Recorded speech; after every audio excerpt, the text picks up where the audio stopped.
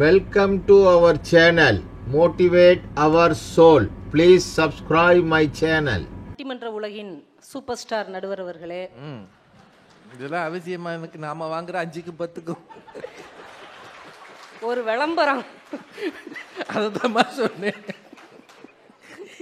2 அணிகளையும் சார்ந்த அறிஞர் பெருமக்களே, பெருந்திரளாக கூடியிருக்கிற இனிய சகோதர சகோதரிகளே, டை அமைப்பின் நண்பர்களே, உங்கள் அத்துணை பேருக்கும் என்னுடைய பணிவான வணக்கங்களை கனிவோடு தெரிவித்துக் கொள்கிறேன்.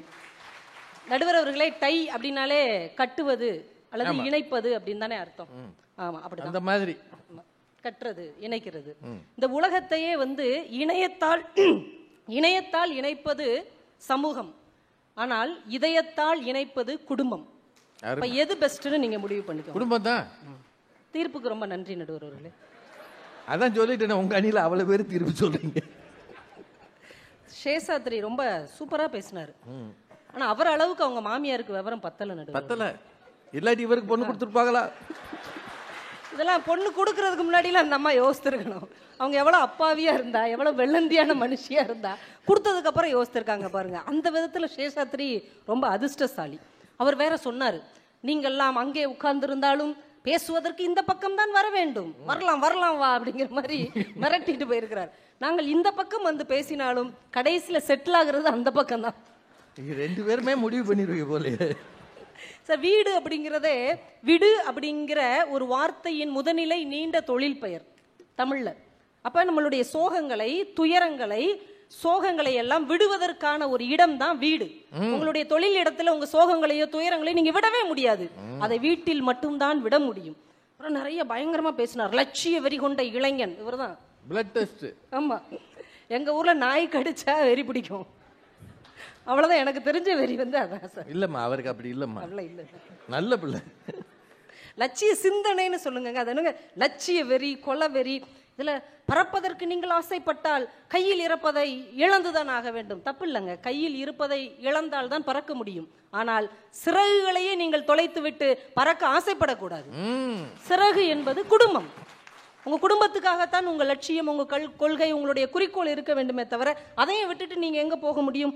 விமானம் பார்த்தீர்களா, அவ்வளவு உயரத்தில் பறக்கிறது, இவ்வளவு தூரத்தில் பறக்கிறது, பெரிய பைனாக்குலர் வந்து பார்க்காத பட்டம் பறக்கிறது அப்படின்னு கவிதையா பேசுறாரு பாரதி ராஜா மாதிரி. நான் கேட்கிறேன், எவ்வளவு தூரத்தில் ஒரு விமானம் பறந்தாலும் அதுக்கு ஃபியூவல் போடுறதுக்கு பூமிக்கு வந்துதானே ஆகணும். அதுதாங்க குடும்பம். ஏடிசி இருக்குல்ல, லோன் வாங்கி ஒரு தொழிலை தொடங்கிட முடியுமாங்க? எங்க அணியில் அவங்க தான் அழுதுட்டு போனாங்க. லோன்னு எதுக்குங்க பேர் வச்சாங்க? லோன்னு நம்மளை அலைய விடுறதுனால தானே அதுக்கு பேரே லோனு. இங்கிலீஷ்காரன் இதெல்லாம் யோசிச்சு தான் வச்சிருக்கான். அது கூட பரவாயில்ல நடுவர்களே. செகண்ட் கார்ல ஒரு கார் வாங்கி வச்சிருக்கிறோம், இப்பதான் பழகுறோம், அதனால எல் போட்டு வச்சிருக்கோம். பக்கத்து வீட்டுக்காரர் கேட்கிறாரு, லோன்ல வாங்கினீங்களா, எல்லுன்னு போட்டிருக்கீங்க அப்படிங்கிறாரு. நீங்க வீட்டை காலி பண்ணிருக்கமா, வேற ஏரியாவுக்கு போங்க. எங்க போனாலும் இந்த சமூகம் எதிர்த்து வீட்டுல இருந்து உட்கார்ந்து இருக்கு நடுவர் அவர்களே. வேற எங்க போறது இவங்களை தாண்டி? இல்ல, நண்பர்கள் பெரியவர்களுடைய அறிவுரை நல்லா ஞாபகம் வச்சுக்கோங்க. தொழில் நீங்க செய்யறதா இருந்தா நல்லதோ கெட்டதோ நீங்களே செய்யுங்க. வாழ்வோ தாழ்வோ அது நமக்குள்ளே முடிஞ்சு போட்டோம். இன்னொருத்தட்ட போய் அறிவுரைன்னு கேட்டீங்கன்னு வைங்க, ஆளினால் அழகுராஜா நம்ம ஊர்ல 1000 பேர் இருக்கான். அவனுக்கு தெரிஞ்சது தெரியாதது அம்புட்டையும் கொண்டு வந்து நம்மகிட்ட தான் கொட்டுறாங்க நடுவர். ஒருத்தன் இப்படிதான் கோழி பண்ண ஆரம்பிக்கிறதுக்கு நண்பர்கிட்ட போய் ஐடியா கேட்டிருக்கான். ஒரு கோழி பண்ண ஆரம்பிக்கலாம், ஆரம்பி, எனக்கு எல்லாம் தெரியும். நம்ம ஊர்க்காரங்க மட்டும்தான் தெரியுங்கிறத தெரியும்னு சொல்ல மாட்டாங்க, தெரியாதுங்கிறது தெரியாதுன்னு சொல்ல மாட்டாங்க. அது அட்ரஸ் கேட்டாலே தெரியும். ஆரம்பி மாப்பிள்ள அவனை கிளப்பி விட்டு 100 கோழி வாங்கி வச்சுட்டு இவன் ஐடியா கேட்டிருக்கான். நீ ஜெர்மானிய முறைப்படி சூப்பரா வளர்ந்துரும். இவரா ஒரு ஐடியா கொடுத்துருக்காரு. 1 வாரம் கழிச்சு நண்பர் வந்திருக்காரு, அப்படியே சோகமா, என்னாச்சு? 50 கோழி செத்து போச்சு அப்படின்னு இருக்காரு. அப்படியா, ஒன்றும் பிரச்சனை இல்லை, நீ சைனா முறைப்படி அங்க மக்கள் தொகையை பெருகிற மாதிரி கோழியும் பெருகுன்னு ஐடியா கொடுத்துருக்காரு. அடுத்த 1 வாரத்தில் அப்படியே சோகமா வந்திருக்காரு. என்னாச்சு? 25 கோழி செத்து போச்சு. அப்படி இன்னும் 25 தான் இருக்கும், ஒன்றும் பிரச்சனை இல்லை, இந்தியா நாட்டு கோழியை இந்திய முறைப்படி தானே வளர்க்கணும், அதே மாதிரி வளர்ன்னு அனுப்பி விட்டுருக்காரு. அடுத்த வாரம் சோகமா வந்திருக்காரு. என்னாச்சு? எல்லா கோழியும் செத்து போச்சு. அப்படியா, என்கிட்ட இன்னும் கூட 4 ஐடியா இருக்கு, பட் உங்ககிட்ட கோழி இல்லை, என்ன பண்றது? நீ வேணா இன்னொரு 100 கோழி வாங்கிட்டு வரியா அப்படின்னு இருக்காரு. இலவசமா நம்ம ஊர்ல கிடைக்கிறது அறிவுரை மட்டும்தான் சார். வாழ்ந்தாலும் நம்ம ஊர் பேசுவோம், தாழ்ந்தாலும் ஏசும். ஜெயிச்சா லக்குல ஜெயிச்சுட்டாங்க, தோத்து போனா இவன் மக்கு பையங்கும். ஆனா வீடு அப்படி கிடையாதுங்க. தோத்து போய் உட்காரும் போது தோளை தட்டி கொடுத்து ஒன்னால முடியும், இதுக்கு முன்னாடி எத்தனை பிசினஸ்ல நீ தாண்டி வந்திருக்கிற, ஒன்னால முடியும்னு வீடு தான் நடுவர்களை என்கரேஜ் பண்ணி அனுப்பிவிடும். யோசிச்சு பாருங்க, தோத்து போய் வீட்டுக்கு போகும்போது மடி சாய்ப்பதற்கு ஒரு ஆள் இருந்தா ஈஸியா ஜெயிச்சிடலாங்க. அதுதாங்க குடும்பம் தருகிற ஒரு பெரிய விஷயம். இந்த சமூகத்துல எனக்கு தெரிஞ்சு ஒருத்தர் தாங்க அடுத்தவங்க முன்னேறதுல ஆசைப்படுவார். பஸ்ல ஏறி நின்னீங்கன்னா, டவுன் பஸ்ல, முன்னாடி போ, முன்னுக்கு வா, பின்னாடி நிக்கிறவங்களா முன்னுக்கு வா, பின்னாடி நிக்கிறவங்களா கண்டக்டர் சொல்வாரு. மற்றபடி வேற யாருமே முன்னுக்கு வர்றதுக்கு ஆசைப்படவே மாட்டாங்க. ஐயா வேற சொன்னாங்க, மச்சானை மட்டும் உங்கள் தொழிலில் சேர்த்து விடாதீர்கள் அப்படின்னு. அப்படிலாம் சொல்லாதீங்க. மலையேற போனாலும் மச்சான் துணை வேணும்னு நம்ம ஊர்ல ஒரு பழமொழியே வச்சிருக்காங்க. சபரிமலைக்கு மாலை போட்டாலும் மச்சான் வரணும்ல. உங்க பிள்ளைக்கு நாளைக்கு காது குத்துனாலும் மச்சான் தான் வரணும். உங்க கூட பார்ட்னர்ஷிப்பா இருந்து வாங்கின பணத்தை எல்லாம் மடியில உட்கார வச்சு மொட்டை அடிக்கிறதுக்கு அந்த மச்சான் தானே வரணும். ஆனா குடுக்குற மாதிரி கொடுத்துட்டு வாங்குற டெக்னிக் தானே, எதுக்கு எங்க தம்பியை கொண்டு வந்து உள்ள விடுறோம்? டே மச்சான் பிசினஸ்ல எவ்வளவு உனக்கு லாபம் வந்துச்சு, அதுல பாதியை குடுறா மருமக பிள்ளைக்குன்னு ஏமாத்தி வாங்குறோம்ல. கூட்டு சரியாது, கூட்டு தொழில். நான் அப்படித்தான் நினைச்சது, கூட்டு சரியா இருக்கு. தூத்துக்குடி பக்கம் நீங்க போனீங்கன்னா முத்து குளிக்க போவாங்க இல்லையா, இடுப்புல ஒரு தாம்பு கயிறை கட்டியிருப்பாங்க. அதோடைய ஒரு நுனிய மச்சான்ட்ட தான் கொடுப்பாங்க. மனைவிக்குடைய தம்பி இருப்பாங்களா, அவர் கையில தான் கொடுப்பாரு. அவர் அதை பிடிச்சுக்கிட்டே நிற்பாரு. எந்த எண்ணத்துல தெரியுமா? அந்த தாம்பு கயிறை பார்க்கும் போதெல்லாம் தன் தங்கையின் தாலி கயிறு ஞாபகத்துக்கு வரும். அதனால ரொம்ப கவனமா இருப்பாரு. அதனால குடும்பத்துல உள்ளவங்களை இணைத்து கொண்டோம் என்றால் தொழில் முனைவோர் என்பது தொழில் இணைவோராக இன்னும் வளரும். நீங்க சிவகாசி பக்கம் வந்தீங்கன்னா வெளியில இருந்து ஆளே எடுக்க மாட்டாங்க. கணவன் மனைவி, அவங்க பிள்ளைங்க, அக்கா தங்கச்சி, அம்மா அப்பான்னு ஒரு குடும்பத்தில் இருக்கக்கூடிய 10 பேர் உழைத்து தான் ஒரு மிகப்பெரிய நிறுவனத்தை உருவாக்கி இருப்பார்களே தவிர அடுத்தவங்களை உள்ள கொண்டு வந்து பெரிய பிரச்சனை சார். தீபாவளிக்கு முந்தின வாரம் 10,000 அட்வான்ஸ் வாங்கிட்டு போவாங்க, அதுக்கப்புறம் வரவே மாட்டாங்க. லீவுக்கு போனவன் தான், உண்மையா இல்லையா? அட்வான்ஸோட அப்படியே போயிருவாங்க. இன்னும் சில வேலைக்காரங்களை என்னைக்காவது ஒரு நாள் கோபத்துல திட்டிட்டீங்கன்னு வைங்க, என்னப்பா இப்படி பண்ணிட்டேன்னா அடுத்த வாரமே நமக்கு யார் எதிரி, அவன் கடவாசல்ல உட்காந்து காலாட்டிட்டு இருப்பான். போன வாரம் என்ன திட்டினேல, இப்ப இந்த கடையில சேர்ந்துட்டு அணி மாறிடுவாங்க நடுவர்களே. நாட்டிலே அணி மாறும்போது இந்த தொழில மாற மாட்டாங்களா? ஆனா குடும்பம் ஒருபோதும் நமக்கு துரோகம் செய்யாது. எந்த பாடுபட்டாவது நம்ம முன்னேற்ற வேண்டும் என்றுதான் ஒரு குடும்பம் நடுவர் அவர்களே, வழக்கமா பட்டிமன்றங்களில் சொல்ற ஒரு விஷயம்தான், ஒருத்தர் தொழில ரொம்ப பிரச்சனையாகி நொந்து போய் இனிமே வாழவே முடியாதுன்னு ஒரு சோகத்துல இருக்கும் போது மனைவிட்ட சொன்னார், எனக்கு செத்துடலாம் போல இருக்கு. மனைவி கேட்டாங்க, எப்படி சாகலாம்னு நினைக்கிறீங்க? என்னம்மா இப்படி கேட்குற? இல்லை எப்படி சாகலாம்னு நினைக்கிறீங்க? இல்லை விஷம் குடிச்சு சாகலாம்னு நினைக்கிறேன். வேற வழி இல்லையா? கடல்ல குதிச்சு சாகலாம், வேற கயிறை மாட்டி சாகலாம். படக்குன்னு அந்த அம்மா சொன்னாங்க, என்னங்க இந்த உலகத்துல சாகிறதுக்கே 3 வழிகள் இருக்கும்போது நீங்கள் வாழ்வதற்கு ஒரு வழி இருக்காதா என்று அந்த அம்மா கேட்டாங்கன்னா, நாம் வெற்றி கொள்ளும் போது பொறாமை இல்லாமலும் நாம் தோல்வி அடையும் போது அடுத்த படி எடுத்து வைப்பதற்கு ஆதாரமாகவும் இருப்பது குடும்பம் மட்டுமே என்று சொல்லி வாய்ப்புக்கு நன்றி கூறி விடைபெறுகிறேன். நன்றி, வணக்கம்.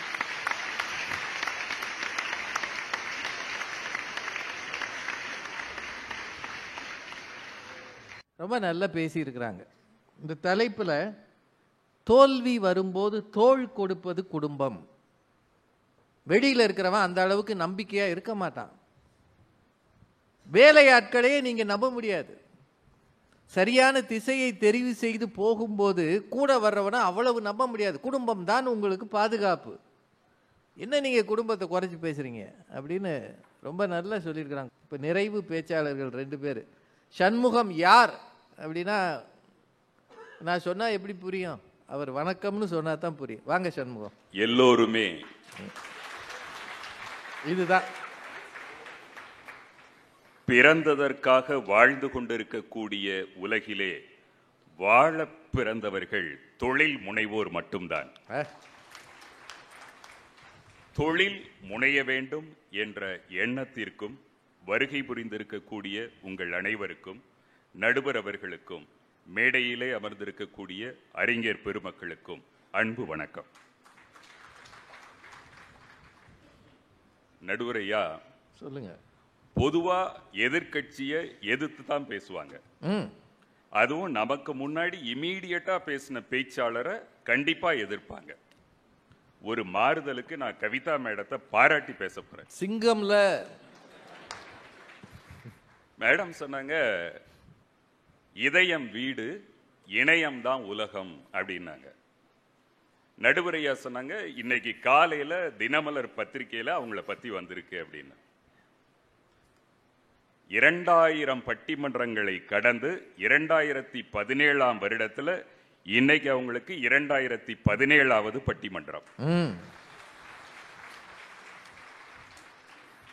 ஹார்வர்டு பல்கலைக்கழகத்துல தமிழுக்கு இருக்கை கிடைக்க வேண்டும் என்பதற்காக இணையத்துல அவங்க பேசினதுக்கு பல லட்சம் பேர் லைக் போட்டிருக்காங்க, பார்த்திருக்காங்க, லைக்கும் போட்டிருக்காங்க, பணமும் கொடுத்திருக்காங்க. 60 செகண்ட் அதுல 80 போன் அவங்களுக்கு வந்தது. ஏன்னா தினமலர்ல போட்டிருந்தா அவங்கள பாராட்டுறதா இருந்தா இந்த நம்பருக்கு கூப்பிடுங்க அப்படின்னு. அத்தனை பாராட்டுக்கள் எல்லாத்தையும் இணையத்திலிருந்து சமுதாயத்திலிருந்து வாங்கி கொண்டிருப்பது எல்லாருக்கும் தெரிஞ்சிருக்கும். இதை தாண்டி ஒரு முகம் உண்டு. ராஜபாளையத்தில் 15 பேரை வச்சு தையல் தொழிலும் நடத்தி கொண்டிருக்கக்கூடிய தொழிலதிபர் தான் அவங்க. ஏமா இது சொல்லவே இல்லை? இந்த மேடையிலே அவங்க ஒரு ஆள் தான் பெரிய சிங்கமா இருக்கு. அப்புறம் அவங்க சொன்ன இன்னொன்னையும் நான் ஒத்துக்கிறேன். சிறகு என்பது குடும்பம், விமானம் என்பது சமுதாயம், தொழில். சிறக வச்சுட்டு தனியா பறந்துக்கலாம், ஆனால் தொழில் என்பது விமானமாக இருப்பதால் தான் பல பேரை ஏற்றிக்கொண்டு பயணிக்க முடிகிறது. ஒண்டியா பறக்க சொல்றீங்களா? அப்புறம் முதல்ல பேசின மேடம் அவங்க கையூட்ட பத்தி ரொம்ப பேசினாங்க. கொடுத்திருக்காங்கல்ல.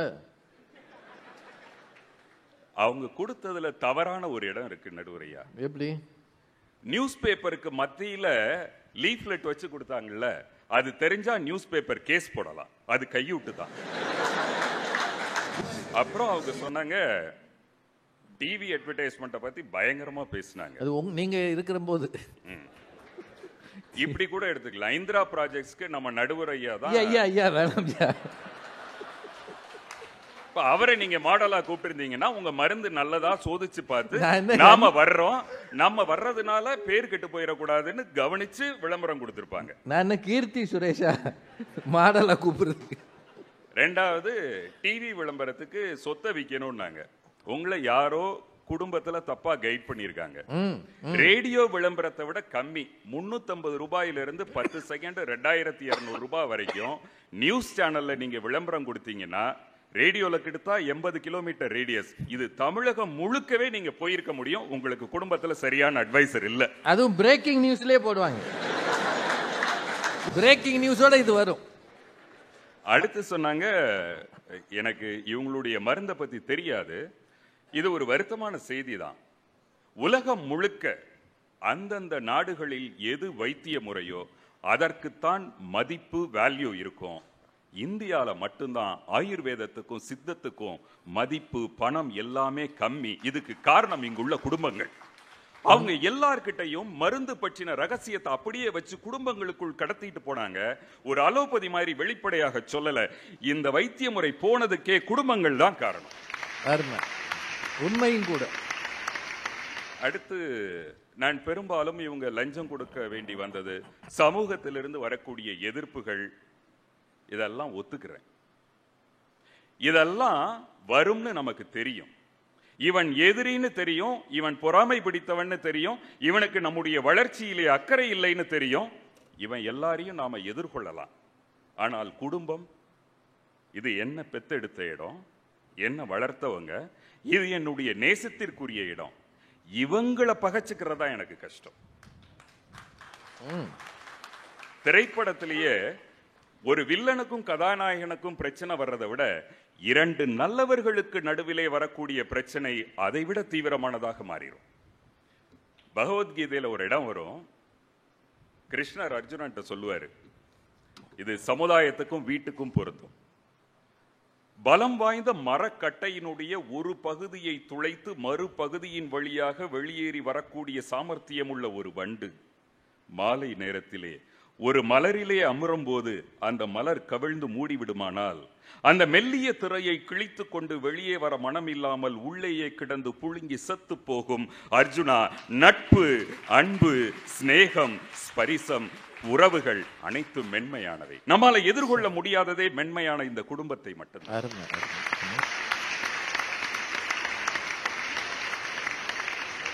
ஆக தொழிலுக்கு எதிராகத்தான் குடும்பம் இருந்துட்டே இருக்கு.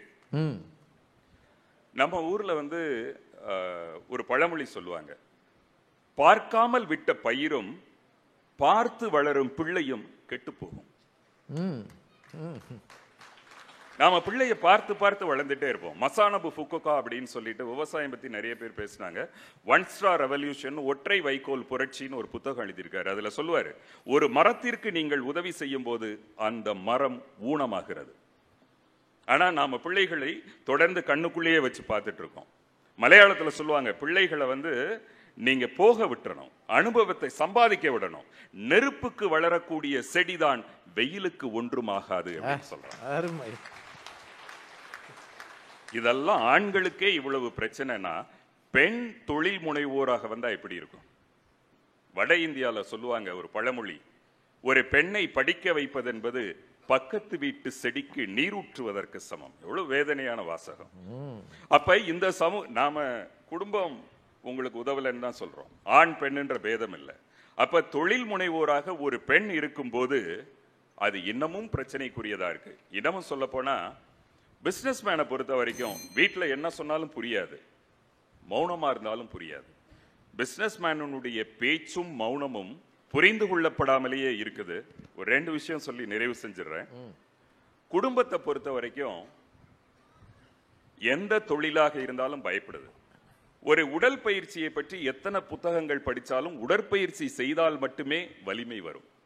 அதே போல பிசினஸ்ல இறங்கினா மட்டும்தான் தெரிஞ்சுக்க முடியும். இன்னொரு பிரச்சனை, ஒவ்வொரு தொழிலிலும் ஒவ்வொரு தொழில் அதிபர்களும் தனித்தனியான பிரச்சனைகளை சந்திக்கிறார்களே தவிர பொது பிரச்சனைன்னு ஒண்ணு கிடையாது. இதுதான் பெரிய சிக்கல். ஜிஎஸ்டி மாதிரி 1-2 இருக்கும். அது ஒரு முகத்தை போல, கைரேகையை போல பிரச்சனைகளும் தனித்தன்மை உடையதாக இருக்கு. ஆக நாம மலையேறணும்னு முடிவு பண்ணியாச்சுன்னா அதற்கு ஒரு டீம் வேணும், அதற்கு ஒரு வலிமை வேணும், அதற்கு ஒரு திட்டம் வேணும். மலையேறுவது என்பது எதேச்சையான ஒன்றாக இருக்காது, திட்டமிட்ட ஒன்றாகத்தான் இருக்கும். குடும்பம் அந்த மலையேறுவதற்கு துணைக்கு வராது. முதல்ல பேசின பேச்சாளர் அவர்கள் அருமையாக சொன்னாங்க, ஸ்பீட் பிரேக்கரா இருக்கும் அப்படின்னு. பொதுவாக ஒன்றை சொல்லி நிறைவு செய்கிறேன். ஃபெயிலியர் என்பது ஒரு பெண்டு சாலையில, அது ஒரு எண்ட் அல்ல. அதனால் குடும்பம் எதிர்த்தாலும் தொழிலில் முனைய வேண்டும் என்று கேட்டுக்கொண்டு நல்ல வாய்ப்புக்கு நன்றி பாராட்டி விடைபெறுகிறேன். நன்றி, வணக்கம்.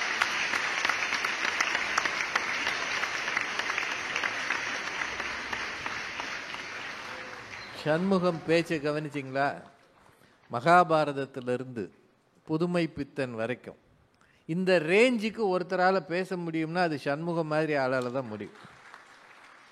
நெருப்புக்கு அருகே இருந்து வளருகிற ஒரு செடிதான் வெயிலுக்கு கருகாமல் இருக்கும். என்ன வரியாது? இந்த மாதிரியெல்லாம் யோசிக்கிறதுக்கு இவரால் தான் முடியும். உண்மையிலே சொல்கிறேன், கோவை தான் இந்த மாதிரி பேச்சையெல்லாம் வாங்குகிற ஒரு அவை. ஒரு மறுப்பு அவர் சொன்னது எனக்கு ரொம்ப பிடிச்சது. சிறகுகளை வைத்து பறந்தால் நீ பறக்கலாம், விமானத்தில் பறந்தால் 200 பேரை தூக்கிக்கிட்டு பறக்கலாம். தொழில் முனைவர் அப்படித்தானே, எந்த ஃபெயிலியரும் பெண்டு தான், எண்டு அல்ல அப்படின்னு முடிச்சாரு. அவருக்கு எல்லார் சார்பாகவும் வாழ்த்துக்கள்.